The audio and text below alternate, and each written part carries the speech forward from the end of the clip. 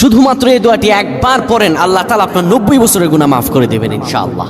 আপনার 90 বছরের গুনাহ মাফ হয়ে যাবে শুধুমাত্র এই দোয়াটি যদি একবার পড়তে পারেন। আপনার ভাগ্য খুলে যাবে, রিজিকে বরকত আসবে, মনের ন্যাক আশা পূরণ হবে, আল্লাহ আপনার সব দোয়া কবুল করে দিবেন। সুবহানাল্লাহি ওয়া বিহামদি। এত ফজিলত, এই দোয়াটা আপনারা শেয়ার করে দিবেন। এই যুবকেরা, আমল না করেও সওয়াব পাবা। তোমার একটি শেয়ারে, একটা বাটনে প্রেস করে তুমি সওয়াব পেয়ে যাবা। কারণ তুমি আমল না করো, অন্য কেউ যদি তোমার শেয়ারের বদৌলতে আমল করে, সওয়াব তুমি পেয়ে যাবা। নবীজির হাদিস। আমার ভাইয়েরা, আল্লাহর কাছে দোয়া করা, আল্লাহর কাছে দোয়া চাওয়া, এটি হলো মুমিনদের কাজ। আমার আল্লাহ বান্দাকে বলেন, বান্দারে উদউনি আস্তাজিব লাকুম, আমার কাছে চাও, আমার কাছে চাইলে আমি আল্লাহ তোমাকে দিয়ে দিব। কেউ যদি একবারে দোয়াটি পড়তে পারে, দোয়াটি হলো রব্বি ইন্নী যালামতু নাফসি ফাগফিরলি।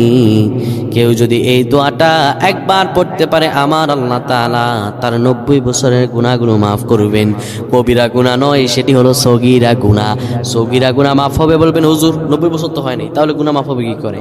আপনার যত বছর হয়েছে তত বছরের সগীরা গুনাহ মাফ হবে, আর বাদ বাকিটা কাউন্ট করে আপনার আমল নামায় নফল নামাজ, নফল আমলের সওয়াব আল্লাহ তাআলা আপনার আমল নামায় দিয়ে দিবেন।